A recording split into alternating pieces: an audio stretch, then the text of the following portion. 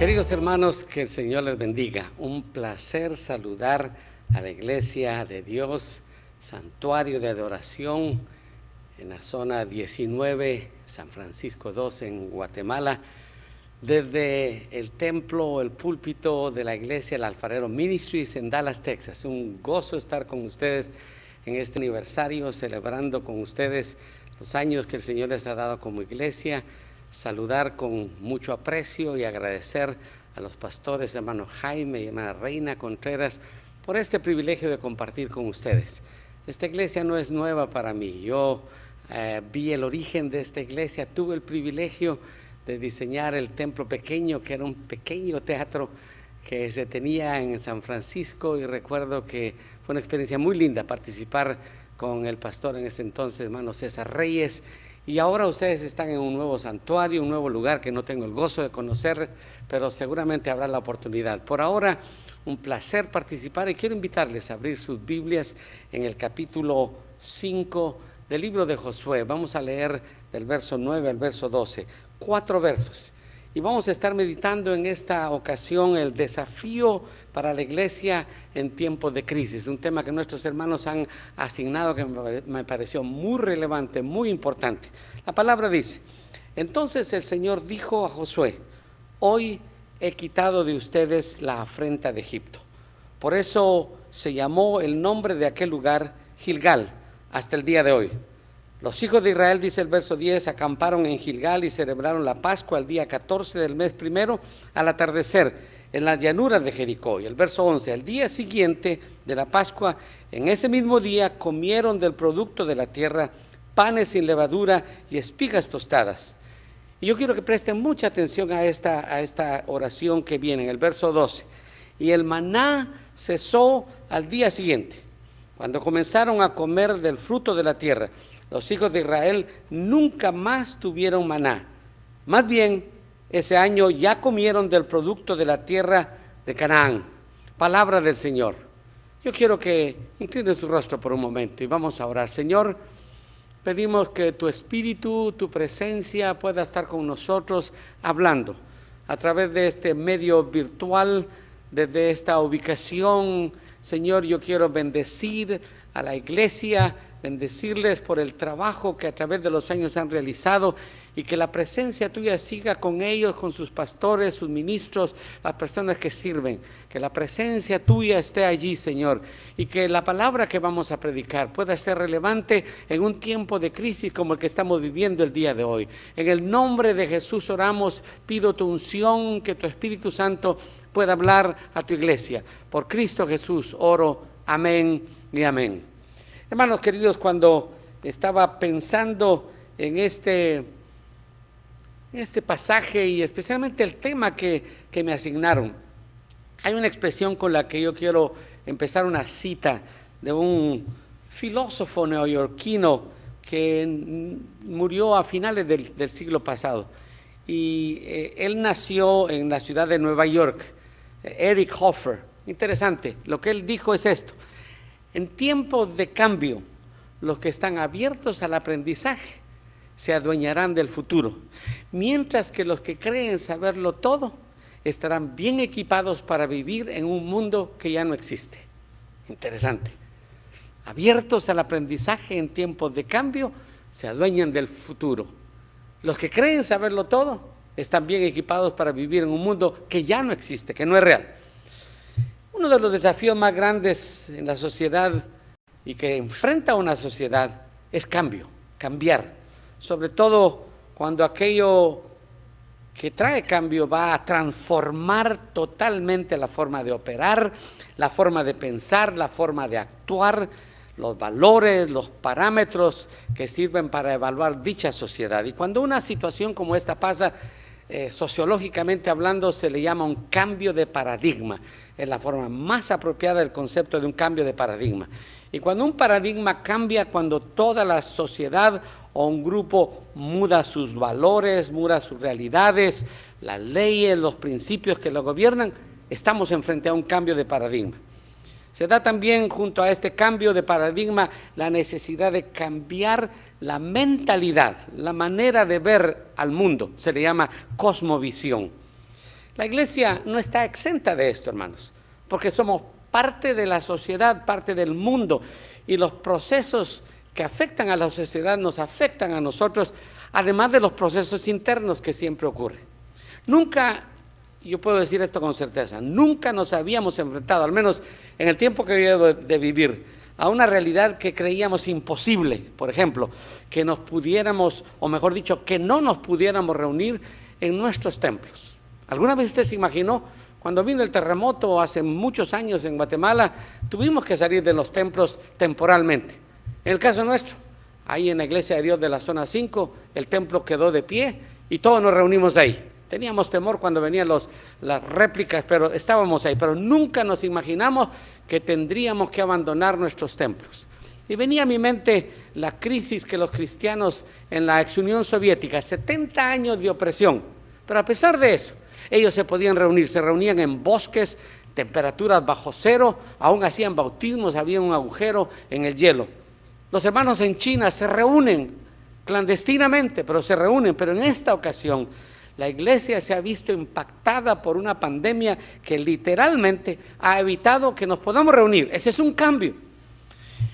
Y yo he escogido, hermanos, un pasaje bíblico, porque me gusta siempre basar una predicación en un pasaje de la Escritura. Y este pasaje que he escogido describe magistralmente, pero muy sucintamente, un cambio radical, un cambio de paradigma crítico en la vida de Israel. Examinamos la historia un poquito. 40 años habían pasado desde que ellos salieron de Egipto. Eso fue un cambio de paradigma, 430 años de esclavitud en Egipto y ahora están en el desierto. Y una de las cosas que es muy impactante, que es motivo para otro mensaje, el pueblo de Israel no logró cambiar su mentalidad. Siguieron con mentalidad de esclavos. Si usted ve en el capítulo 13, 14, especialmente el 14 y el 15, el ejército de Faraón los viene siguiendo, dice Éxodo capítulo 14, y el 15 describe eso. Y los tienen rodeados, o sea, están cerca de ellos. Frente a ellos está el mar Rojo, frente a ellos está montañas y desierto, no hay escapatoria. Y empiezan a clamar y decir: Moisés, ¿acaso no habían tumbas en Egipto para que nos trajeras a morir aquí? Como te habíamos dicho, mejor nos hubiese sido servir a Faraón, quedar en Egipto. Mentalidad de esclavos, habían sido liberados, pero no lograron cambiar su mentalidad. Y uno de los elementos que yo quiero empezar diciendo en esta ocasión es, hermanos, el cambio de paradigma exige un cambio de mentalidad. El pueblo de Israel no pudo absorber el cambio y esa mentalidad de esclavos los hizo morir a todos, murieron exactamente todos. Y ahora los israelitas de 20 años arriba habían muerto, los más viejos, los ancianos eran de 60 años, los únicos dos personajes que pasaban esas edades eran octogenarios, ya era Josué y Caleb, que por su fe pasaron y entraron a la tierra prometida para liderar al pueblo, especialmente Josué. Ahora, es muy interesante, hermanos, lo que pasó en eso, y lo vamos a examinar, pero hay otro pasaje que yo quiero que también examinemos. No lo leí, lo voy a leer adelante. Arroja mucha luz este otro pasaje, y es Hechos capítulo 8, cuando la iglesia primitiva ha crecido y de repente viene una irrupción, un ataque contra ellos, y tienen que cambiar su paradigma. Eso requiere cambios. Vamos entonces a buscar lo que estos pasajes tienen para enseñarnos, y como iglesia estamos enfrentando un cambio de paradigma el día de hoy y una nueva realidad que nunca pensamos que se podría dar.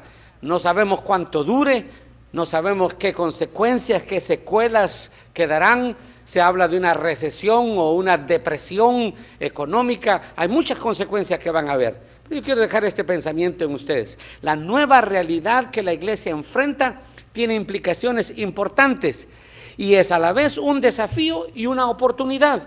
Nuestra mentalidad tiene que cambiar para enfrentar esos desafíos con absoluta confianza en la palabra y en el poder de Dios. Vayamos con ese pensamiento a examinar el texto. Yo quiero ir mencionando, conforme vamos examinando el texto, algunos aspectos prácticos. En primer lugar, verso 10.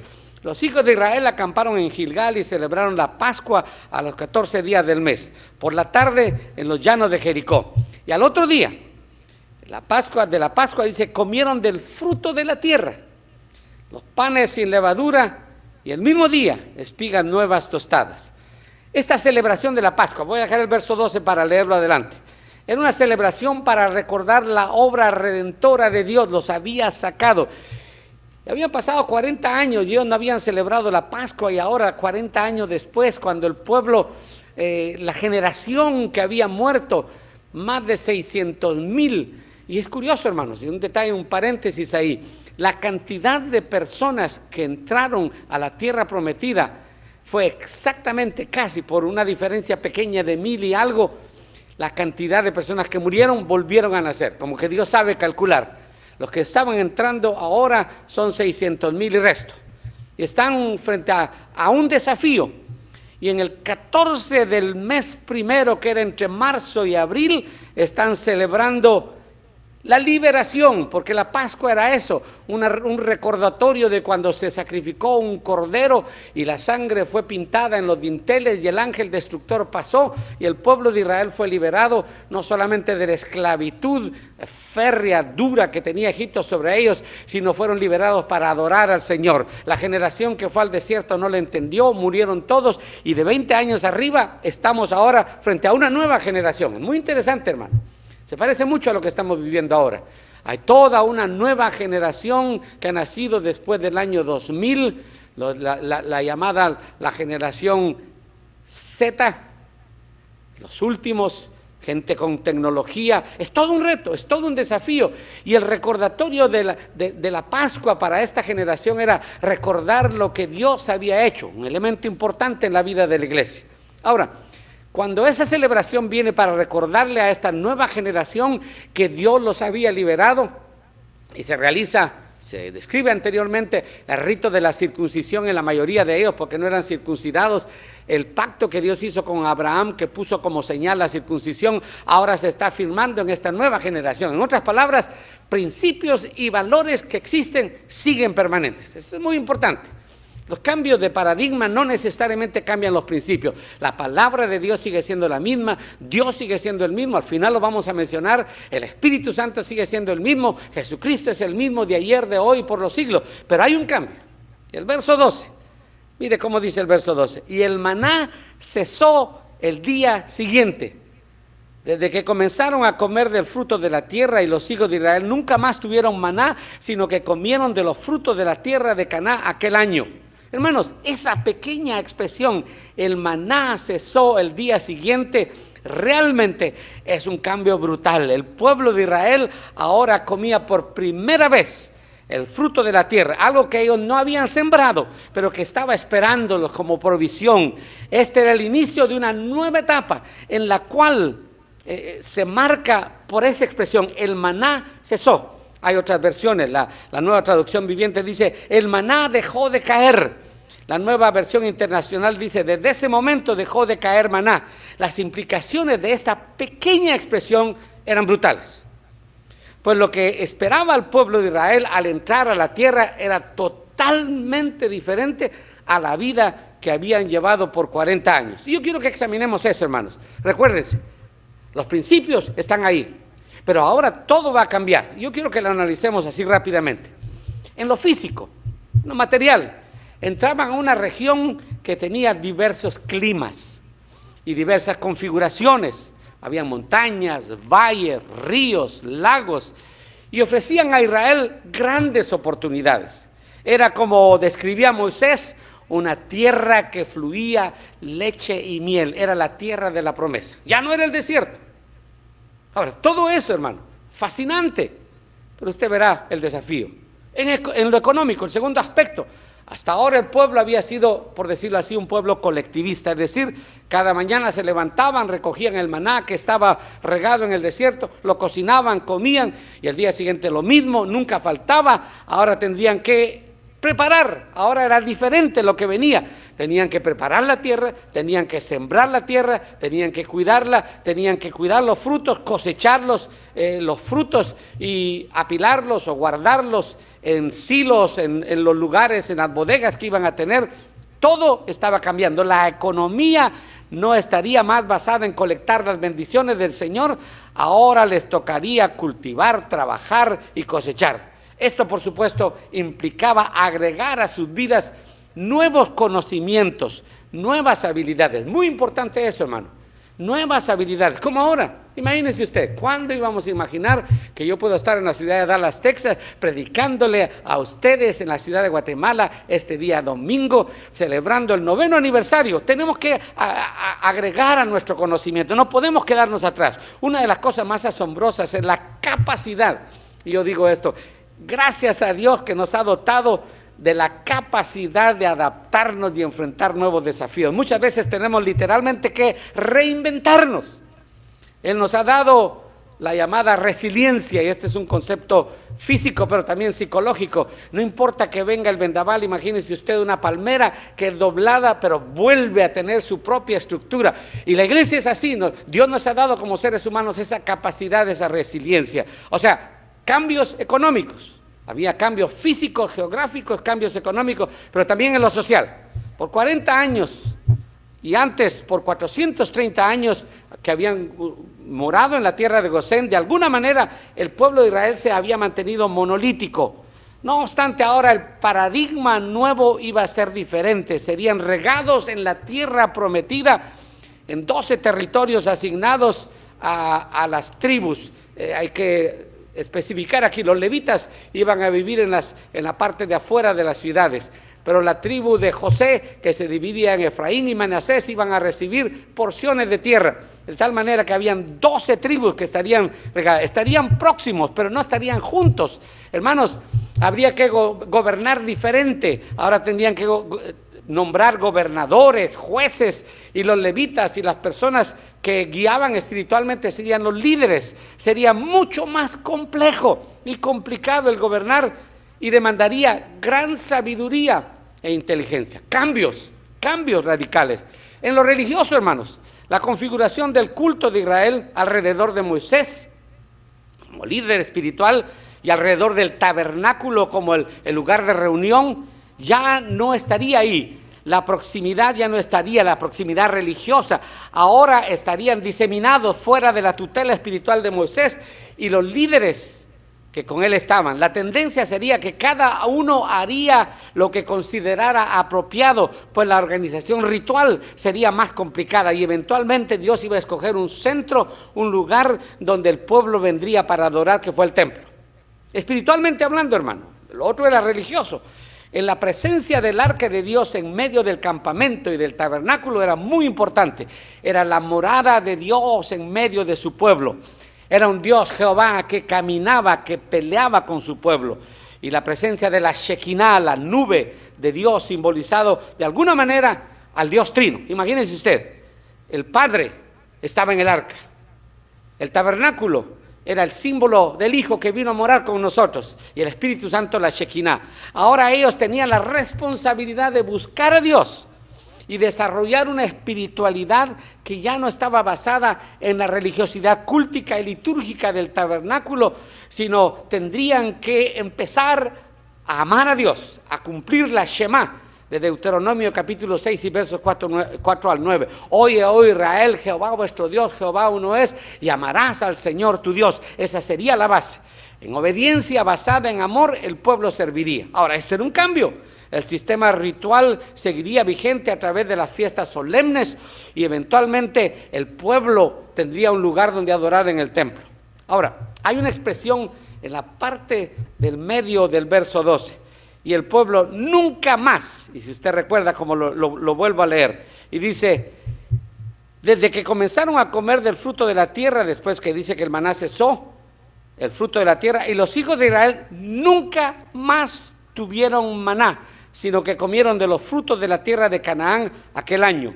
Hermanos, nunca más significa que no se daría. Hay cosas que Dios nos permite en etapas específicas de nuestra jornada por el desierto de la vida. Sin embargo, estas cosas se terminan, y Dios tiene métodos nuevos, formas nuevas, alternativas nuevas para proveernos y sostenernos. ¿Estás dispuesto, hermano, a recibir esas alternativas? Hermano, es muy importante entender los cambios que Dios permite que vengan.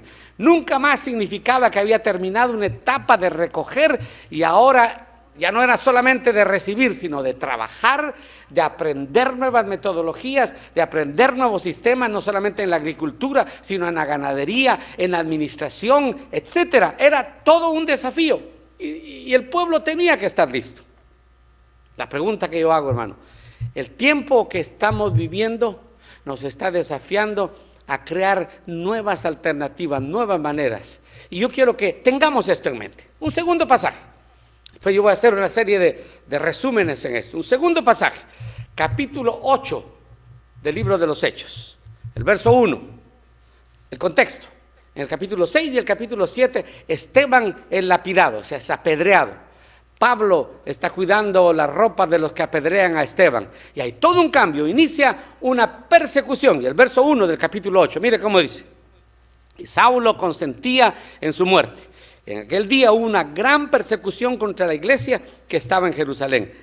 Y todos fueron esparcidos por la tierra de Judea y de Samaria, salvo los apóstoles.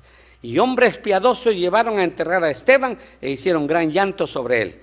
Y Saulo asolaba la iglesia y entrando casa por casa arrastraba a hombres y mujeres y los entregaba en la cárcel. Pero los que fueron esparcidos iban por todas partes anunciando el evangelio. Este pero es fundamental. Los que fueron esparcidos iban por todas partes anunciando el evangelio.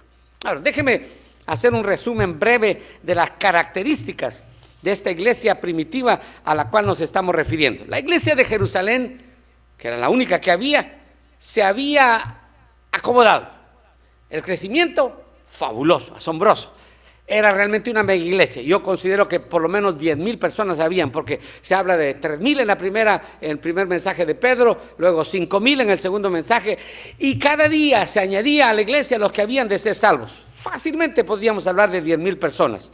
Tenía un equipo pastoral de 12 pastores, hermanos, y habían 7 diáconos que servían a las mesas. O sea, era un equipo de 19 líderes al frente, además de todos los que habrían en la organización.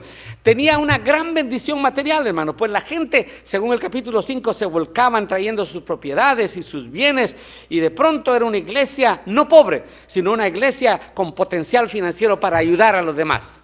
Piensen eso. No sé si les suena familiar eso.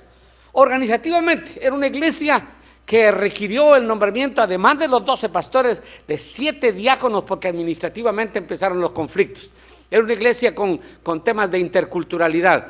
Los judíos que estaban nacidos en Palestina y los judíos que eran nacidos en la diáspora, le llamaban los judíos helénicos, tenían una influencia griega muy fuerte, y empezó a haber conflicto porque las viudas de los griegos, o sea, de los judíos de origen griego que habían nacido en territorios fuera de Israel, estaban protestando, y entonces se tuvo que nombrar un equipo de diáconos. Era realmente una mega estructura que empezó a acomodarse y de alguna manera olvidó que el Señor Jesucristo, cuando fue tomado arriba, les dijo: por tanto, id y haced discípulos a todas las naciones, bautizándoles en el nombre del Padre, del Hijo y del Espíritu Santo, enseñándoles que guarden todas las cosas que os he mandado, y aquí yo estoy con vosotros todos los días hasta el fin del mundo. Y según Hechos lo registra en el verso 8, dice: pero recibiréis poder cuando haya venido sobre vosotros el Espíritu Santo, y me seréis testigos tanto en Jerusalén como en toda Judea, en Samaria y hasta lo último de la tierra. Se les olvidó. Estaban fascinados con el crecimiento. No pensaron en nada más que trabajar porque era demasiada la demanda. Y hermanos, la crisis azota.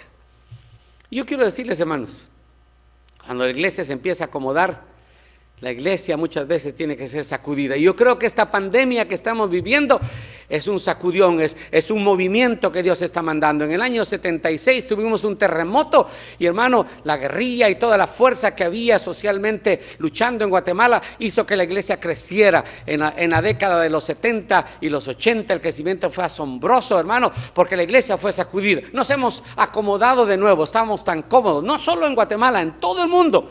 Y la iglesia está siendo azotada. Aquí, la iglesia, a raíz de la muerte de Esteban, lapidado, empieza a ser perseguida sistemáticamente, orquestada, especialmente por un personaje llamado Pablo, que después se convertiría, quien se encargaría con apoyo gubernamental de perseguir a la iglesia.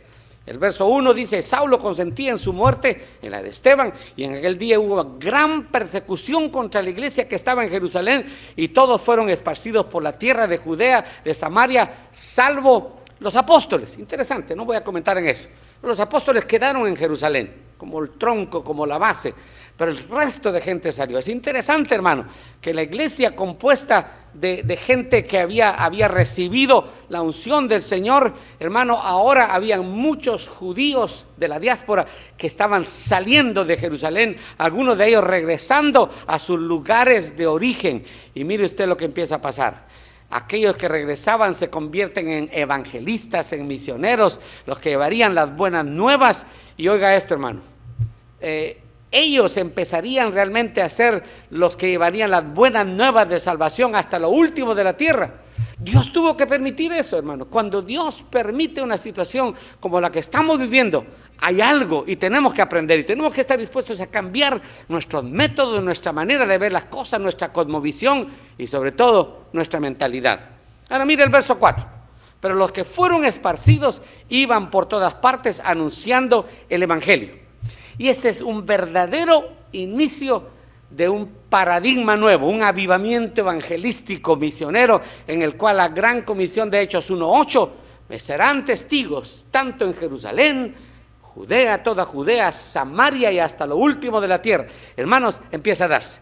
Los siguientes versículos dice: y Felipe descendió a Samaria, y empieza un tremendo avivamiento donde tiene que ir Pedro y Juan y los apóstoles tienen que llegar ahí para orar y para que el Espíritu Santo viniera a los samaritanos, los odiados, los perros como consideraban. Se rompieron esas cadenas y ahora la iglesia está predicando a los samaritanos. En medio de eso, en ese avivamiento, el Espíritu Santo saca a Felipe y lo lleva al desierto, donde se encuentra con un eunuco que era un funcionario de la reina de Candace. Algunos dicen que era el ministro de Economía de Etiopía. Y hermano, leyendo Isaías, era un devoto, seguramente un prosélito, no entendía. El Espíritu Santo lleva a Felipe, Felipe le explica y dice: aquí hay agua, que evita que yo sea bautizado, es bautizado. Y seguramente el evangelio es llevado a una de las naciones cristianas más antiguas que hay sobre la tierra, que es Etiopía, al igual que Egipto. Hermanos, ahora el Espíritu Santo ha sacudido a la iglesia y el evangelio empieza a ser diseminado. Yo quiero que pensemos en esto, hermano. Dios nos ha sacado de las 4 paredes. Ahora, imagínense, celebrando este 9º aniversario del nuevo templo. Hermano, los templos.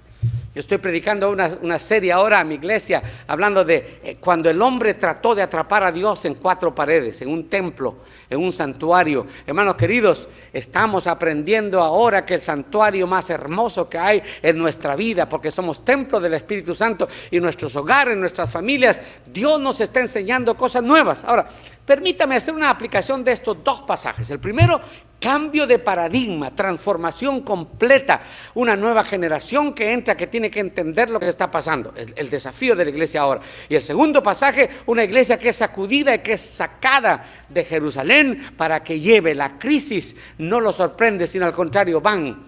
Mire, en el capítulo 11 del libro de los Hechos, voy a agregar esto antes de hacer algunos elementos importantes prácticos aquí. En el capítulo 11 dice que los que habían salido fueron y predicaban, llegaron a Antioquía, y los hermanos que eran judíos no le hablaban a otros, sino a los judíos, a la sinagoga. Pero entre ellos habían hermanos judíos helénicos que votaron la idea de hablarle solo a los judíos de nacimiento y judíos de religión, y le hablaron a los griegos. Salieron de esa mentalidad encerrada. ¿Y qué pasó? Surge la primera iglesia en Asia Menor, en lo que ahora es Turquía, y se levanta una iglesia tremenda, hermano. Bernabé es enviado, Bernabé va por Pablo y lo trae para que se una con él, y usted ve en el capítulo 13 el inicio de la jornada misionera del apóstol Pablo, que sale con Bernabé en la primera, luego va con Silas. Hermanos, el evangelio empezó a crecer desde Antioquía hacia adelante. ¿Usted cree que eso hubiera pasado si la iglesia quedara en Jerusalén? Nunca. Dios tiene propósitos. Yo sé, hermano, que esta pandemia que ha venido es un propósito de Dios. En el 9º aniversario de esta iglesia querida, hermanos, en ese momento Dios está desafiando a la iglesia santuario de adoración para que realmente tengamos la posibilidad de salir, de ir hacia adelante. Hermanos, el tema que nos ocupa ahora es qué es diferente, qué es el desafío, qué es lo que tenemos que hacer. Y yo quiero que ustedes vean conmigo las implicaciones de este desafío. Vamos a ir redondeando estos dos pasajes. Primero, enfrentando las implicaciones de la situación que vivimos. Como iglesia necesitamos entender, hermanos, que esta crisis que estamos viviendo a nivel global, nacional y local es una crisis que estamos viviendo porque realmente Dios ha permitido esto. Antes, hermanos, hemos tenido pandemias, pero nunca se había dado una situación como esta. Los medios de comunicación, la situación del media, la transportación hace que realmente esta pandemia tenga un carácter mundial. Y yo creo, hermanos, que esto está impactando todas las esferas de nuestra vida. La esfera gubernamental, la esfera política, la esfera económica, educativa, social. No hay ninguna área del quehacer humano que no esté siendo impactado por esta pandemia. Entonces, hermanos, ¿qué es lo que nosotros tenemos que hacer? Curiosamente, lo que pueda frenar es esta pandemia. Fíjese, de todo lo que uno puede imaginarse de las grandes naciones que tienen poderío, que tienen armamento nuclear, que tienen potencial económico, nada, hermano. Esta nación, Estados Unidos, desde donde estoy predicándoles, hermano, con trillones de dólares de posibilidades, no lo puede detener. Sencillo, taparse la boca con el tapabocas o la mascarilla o mascareta, como le llamemos, lavarse las manos cuidadosamente, no tocarse la cara con las manos sucias, y hermanos, y mantener lo más difícil, el distanciamiento social, porque somos seres relacionales, especialmente los latinos nos gusta abrazar. Hermanos, imagínense usted que tengamos que regresar a la iglesia. Yo estoy viendo ahora aquí nuestro santuario, está marcado en un lugar donde pueden sentarse unas 200 personas, ahora podemos sentar individualmente 30 personas si vienen familias así. Les decimos a los hermanos cuando vengan, por favor, vayan directo a sus automóviles, no se abracen. Eso es muy difícil. Nunca antes el mundo se había visto envuelto en una pandemia de carácter universal. La globalización, la transportación, los medios de comunicación ahora han permitido esto, hermano. Ahora, de pronto nos encontramos, y otro aspecto muy interesante, bombardeados literalmente, hermano, por toda clase de teorías de conspiración, en las cuales se nos hace creer que el fin del mundo está cerca.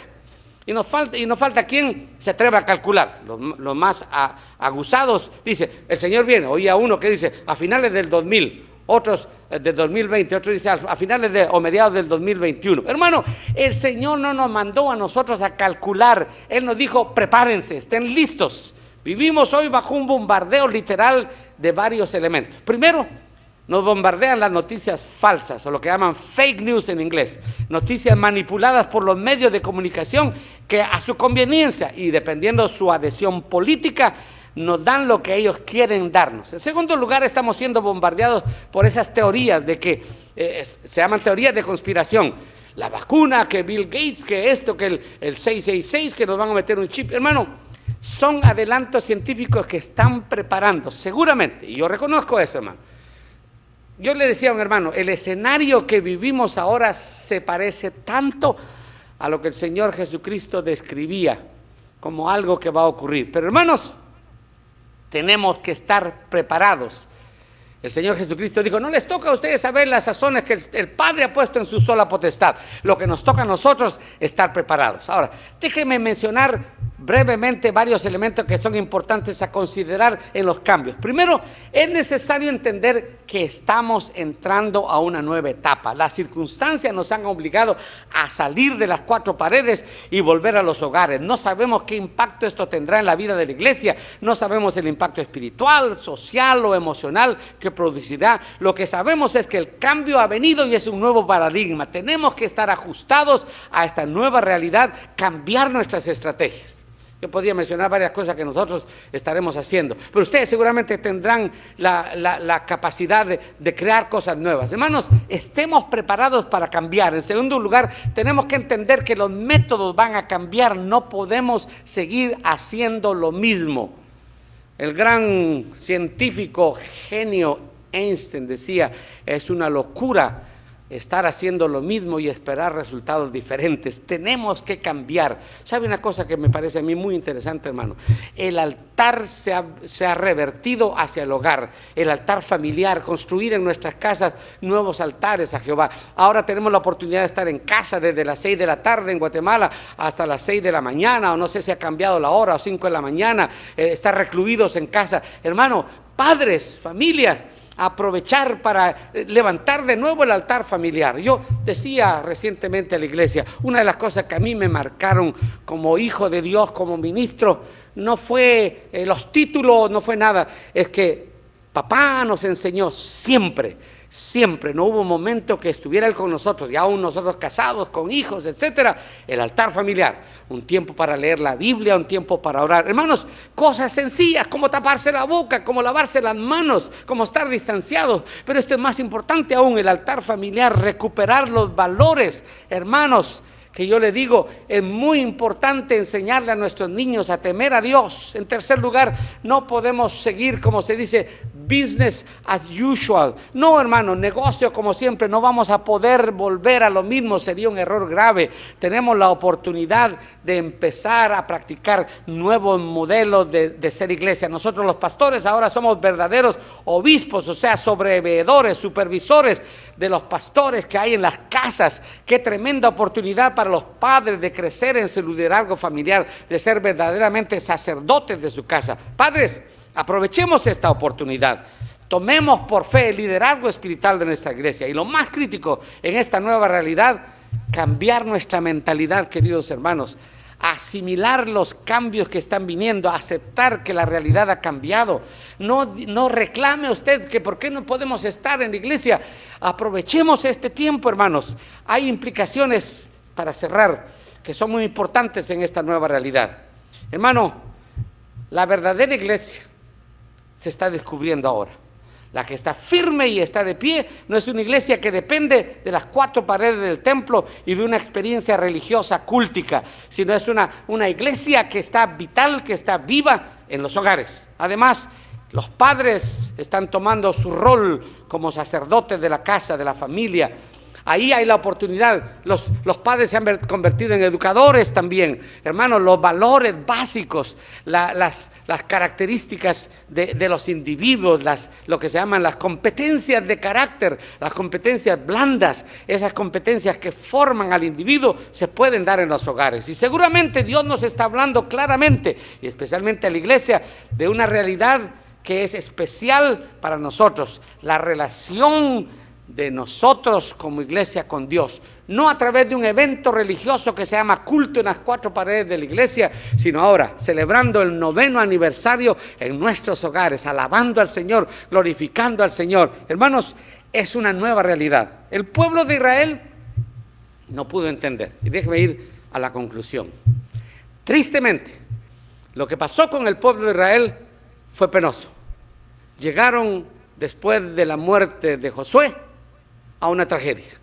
La Biblia dice en el capítulo 24 del libro de Josué y el capítulo 2 del libro de Jueces, que murió Josué y los ancianos que habían sobrevivido a Josué, y se levantó una nueva generación que no conocía a Jehová ni las obras que él había hecho. ¿Saben qué pasó? Falló el liderazgo, no entendieron el cambio. Hermanos, se convirtieron en tribus que estaban diseminadas y se pelearon entre ellos. Hermano, era una situación terrible. Y cada uno hacía, es lo que dice el último verso de Jueces, lo que bien le parecía.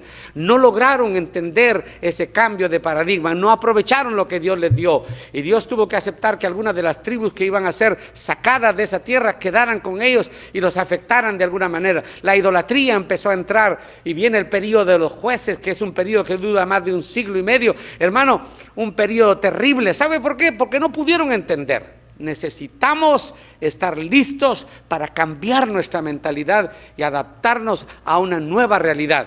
En segundo lugar, tenemos que aprovechar este tiempo para salir de la iglesia y predicar a Cristo. Yo les voy a decir algo, hermanos. Para mí ha sido interesante. La iglesia que estoy pastoreando ahora, después de muchos años de estar fuera del pastorado, 30 años, ha sido una experiencia fabulosa, increíble. Tenemos más de 9 nacionalidades aquí, pero esta iglesia es pequeñita, hermanos. Tenemos 120 miembros, 110, 120 cuando bien está la asistencia. Pero ¿sabe una cosa, hermano? De pronto nos hemos extendido y estamos predicando a la gente en Chile, en Argentina, en Paraguay, en Brasil, en toda Centroamérica, en México, aún en Europa. A veces me mandó un hermano un mensaje desde Kazajistán, un hermano que mandó el mensaje en inglés. A veces he tenido que cambiar mi oración al inglés o unas palabritas en ruso para una hermana que se sintoniza allá en el Cáucaso. Hermano, ¿cuándo pensamos eso? Yo le voy a decir algo que me llenó de gozo.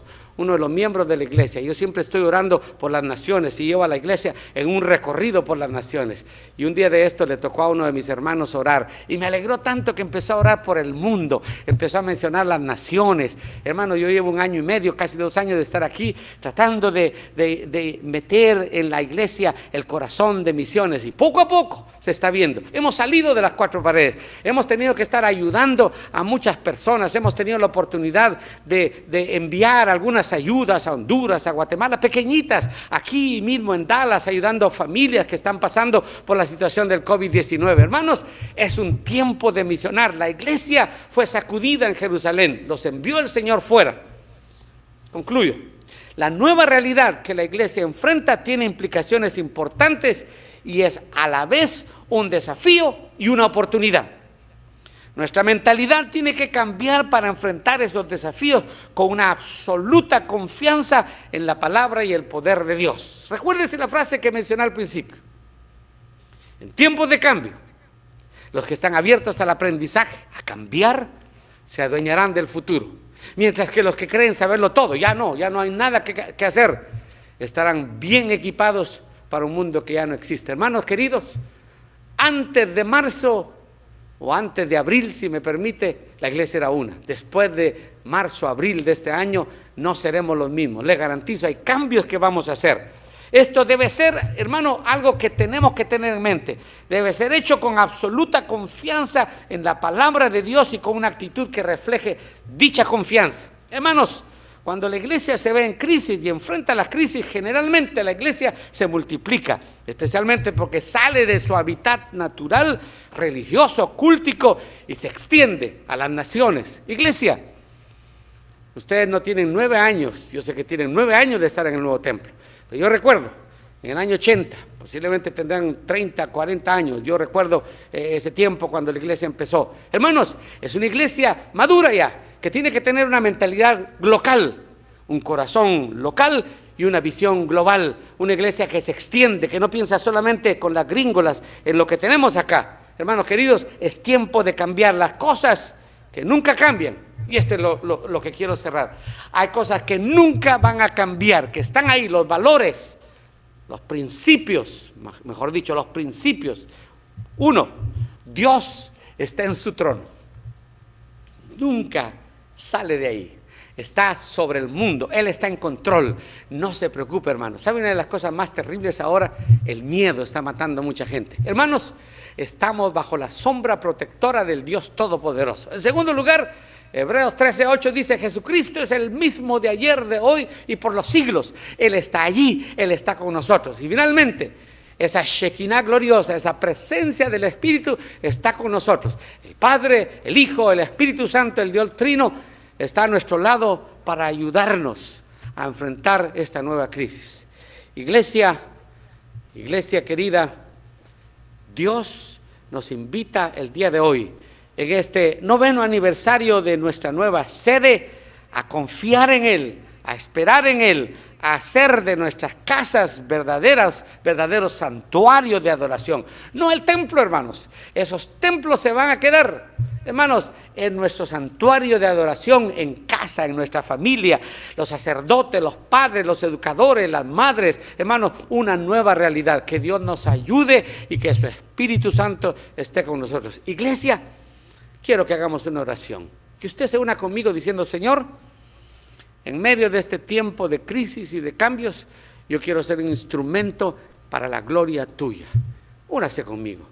Señor, gracias por este privilegio de poder ministrar a esta querida iglesia, santuario de adoración, en este día de aniversario. Bendigo la vida de sus líderes, de sus pastores, la vida de cada uno de los miembros, Señor, que estemos dispuestos a adaptarnos, y no solo adaptarnos, a reinventarnos en esta nueva etapa, que estemos dispuestos a hacer los cambios necesarios. Danos la capacidad, Señor, quita de nosotros ese tradicionalismo, esa religiosidad, y ayúdanos a ser instrumentos tuyos en medio de este tiempo difícil. Señor, aprovecho esta oportunidad para orar por mis hermanos y por Guatemala, mi país. Señor, uno de los países que según las estadísticas mundiales, al lado de Honduras y El Salvador y Nicaragua y Venezuela, serán los países más afectados económicamente, y la pobreza y la dureza que vendrá contra las personas menos privilegiadas es terrible. Señor, oro que la presencia tuya esté ahí. Señor, que el corazón de las iglesias en Guatemala pueda abrirse y volcarse, Señor, no solamente en construir santuarios multimillonarios, sino, Señor, en bendecir a aquellos que están en pobreza. Nos critican mucho fuera, Señor, porque teniendo una iglesia tan numerosa existe vandalismo, existe violencia y existe pobreza. Señor, que abramos nuestros corazones, que transformemos nuestra mente, que podamos ser una nueva iglesia para una nueva etapa, que cambiemos nuestra mentalidad y sobre todo que sigamos confiando en tu poder, confiando en tu gracia redentora y confiando en que tú eres el Todopoderoso y habitamos al abrigo del Altísimo, al abrigo del Dios Todopoderoso. En el nombre de Jesús oro a ti, Señor. Amén, amén y amén. Mis queridos hermanos, quiero concluir con esta bendición. Jehová te bendiga y te guarde. Jehová haga resplandecer su rostro sobre ti y tenga de ti misericordia. Jehová alce sobre ti su rostro y ponga en ti paz. Que el Señor les bendiga, mis queridos hermanos. Amén.